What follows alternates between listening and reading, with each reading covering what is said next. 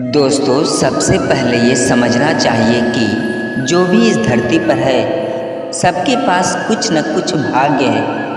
कोई यह कहे कि मेरा भाग्य इतना कमज़ोर है कि मैं चाहे जितना प्रयास कर लूँ, मेरा कुछ नहीं होगा। मेरा हमेशा ही भाग्य खराब रहता है और खराब रहेगा, तो ये सरासर मिथ्या है। ऐसा हो नहीं सकता। अब ये समझने की बात है कि भाग्य को कैसे बदला जा सकता है। भगवान हमारे कर्मों का फल कब और कैसे देते हैं। तो दोस्तों, आइए बिना विलंब किए हम एक कहानी से इन सारी बातों को समझते हैं। कहानी बड़ी ही मार्मिक है। इस कहानी को अंत तक जरूर सुन के जाइएगा। यह कहानी एक फौजी की है। रोहित नामक एक अनाथ बच्चा था। उसके माता पिता बचपन में ही चल बसे। उसके ननिहाल और पिता की तरफ से भी कोई नहीं था। उसके ना तो कोई आगे था ना कोई पीछे था। अनाथालय में रहा और वहीं पढ़ा। वह पढ़ने में मेधावी था, तेज तर्राक था। उसे आर्मी में नौकरी भी लग गई और वह एक अधिकारी बन गया। अब सेना के साथ ही रहता, कभी भी घर वापस नहीं आता, क्योंकि उसका कोई था नहीं। उसने शादी भी नहीं की थी। उसे जितनी पगार मिलती थी वह सब बचा लेता था। आर्मी के कैंटीन में ही खाता था, वहीं पर ही रहता था। उसका खर्चा भी लगभग ना के बराबर था। तो हम कह सकते हैं कि उसने आज तक जितनी भी कमाई की, पैसा पाया, वह सब बचा ही लिया था। उसी कैंटीन में सूरजमल नामक एक सेठ रोज आता था, जो कैंटीन के सामान का छोटा सप्लायर था। बहुत दिन हो गए, दोनों एक दूसरे को जानते पहचानते थे, रोहित और सूरजमल। एक दिन सूरजमल ने कहा, रोहित, आपके पैसे बैंक में रखे हैं, मुझे व्यापार में लगाने को दे दो, मैं तुम्हें अच्छा मुनाफा दूंगा। रोहित ने साफ साफ मना कर दिया। रोहित ने कहा, मुझे इतनी ज्यादा पैसे की लालच नहीं है। जो सरकार ने दिया है वो मेरे खाते में पड़ा है। कभी जिंदगी में जरूरत पड़ी तो इस्तेमाल करेंगे, नहीं तो कोई बात नहीं। तब सेठ ने कहा कि यह भी क्या बात हुई। अगर तुम हमें अपना दोस्त मानते हो तो तुम मेरी सहायता ही कर दो।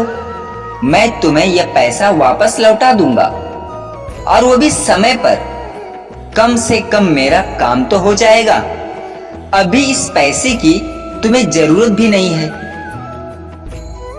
तब रोहित ने कहा, बात तो सही कह रहे हो, पर आप पैसा वापस करोगे इसकी क्या गारंटी है।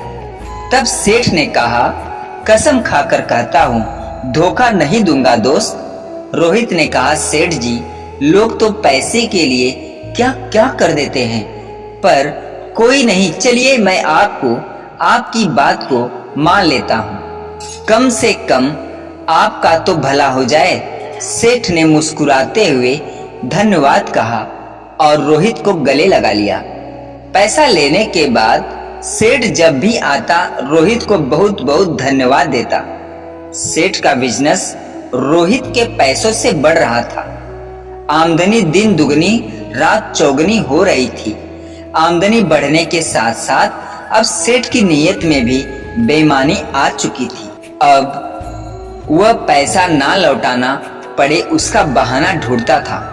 इसी बीच बॉर्डर पर पड़ोसी देश के साथ युद्ध शुरू हो गया और रोहित को भी जाना पड़ा।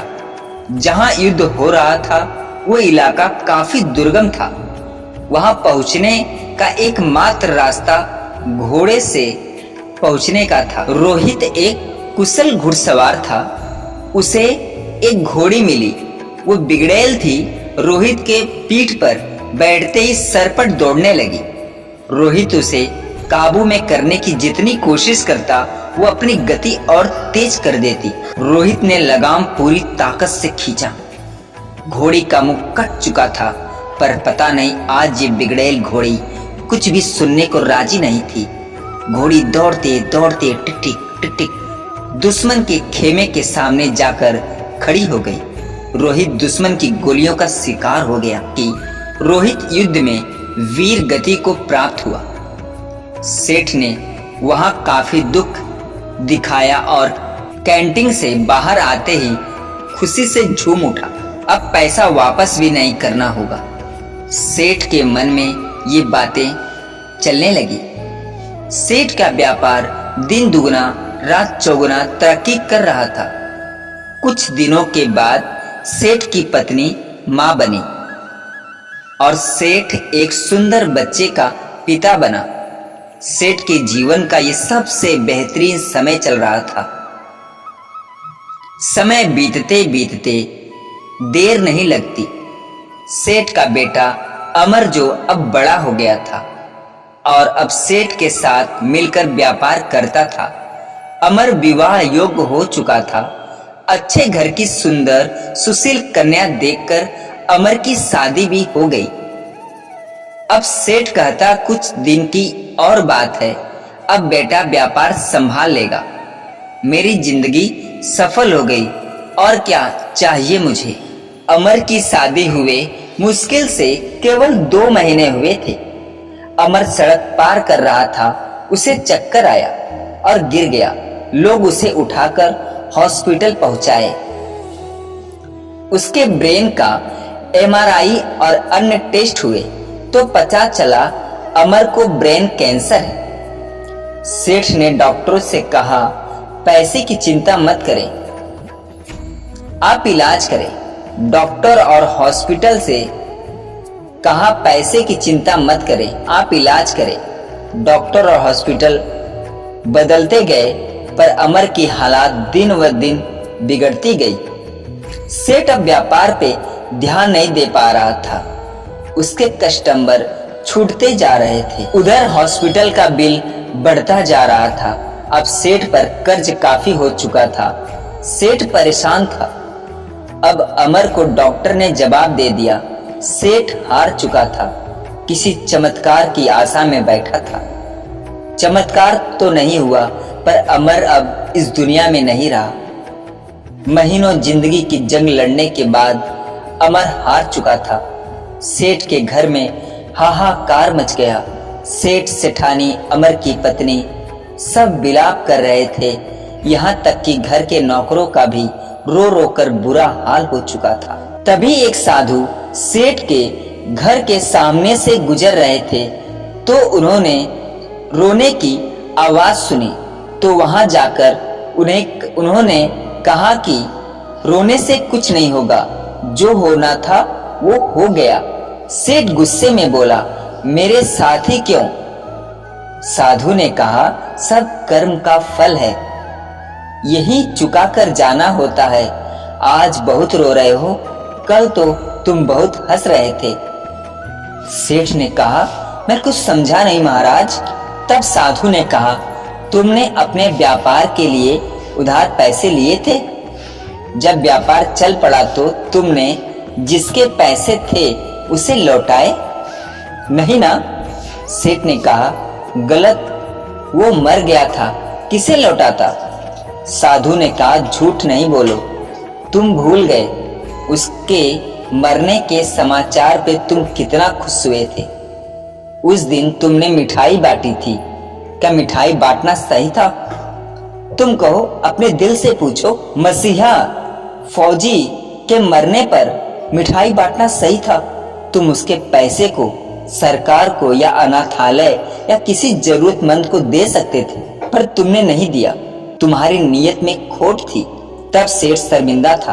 आज सेठ वही पर खड़ा था जहां पर आज से 20 साल पहले खड़ा था। आज ना तो पैसे थे, ना व्यापार और ना ही पुत्र, और ढेर सारा कर्जा था। साधु ने कहा, ये तुम्हारा पुत्र वही लड़का रोहित था। ये अपना हिसाब करने आया था, अपना हिसाब चुकता करने आया था। हिसाब चुकता कर लिया और चला गया। जितना उसने तुम्हें दिया था सूद सहित वापस ले लिया। तुमने उसकी शिक्षा, शादी, हॉस्पिटल सब पर खूब खर्च किया। जब वो गया तुम्हें भिखारी बनाकर गया। सेठ ने सिसकते हुए कहा, महाराज मान लिया मेरी गलती थी, पर इस बेटी की क्या गलती? इससे तो सिर्फ 2 महीने पहले शादी हुई थी। साधु ने कहा, यह इसका कर्म फल था। ये पिछले जन्म में वो घोड़ी थी जिसके चलते रोहित की जिंदगी खत्म हुई। आज रोहित ने बदला ले लिया और इसकी जिंदगी नरक बनाकर चला गया। जीवन में कुछ भी बिना कारण नहीं होता है और ना ही हो रहा है और ना ही हो सकता है। बीज आपने बहुत पहले लगाया हो और आप भूल गए हो, वही बीज एक दिन पेड़ बन जाता है, तब हमें पता चलता है। इसलिए आप कैसा बीज लगाते हो हमेशा याद रखो। भगवान प्रकृति हिसाब करती है, आप याद रखो न रखो, भगवान हमेशा याद रखते हैं। सेठ निरुत्तर हताश घर की सीढ़ी पर बैठ गया। अपने कर्मों को कोस रहा था। हमेशा अपने कर्म पर ध्यान दे दोस्तों। ऊपर वाले की लाठी में आवाज नहीं होती, पर असर पूरा करती है। दोस्तों, ये फौजी की कहानी कैसी लगी कमेंट में जरूर बताइएगा। अगर वीडियो अच्छी लगी हो और कहानी अच्छी लगी हो तो भगवान कृष्ण के लिए चैनल को लाइक शेयर सब्सक्राइब जरूर करिएगा। पूरा वीडियो देखने और सुनने के लिए धन्यवाद दोस्तों।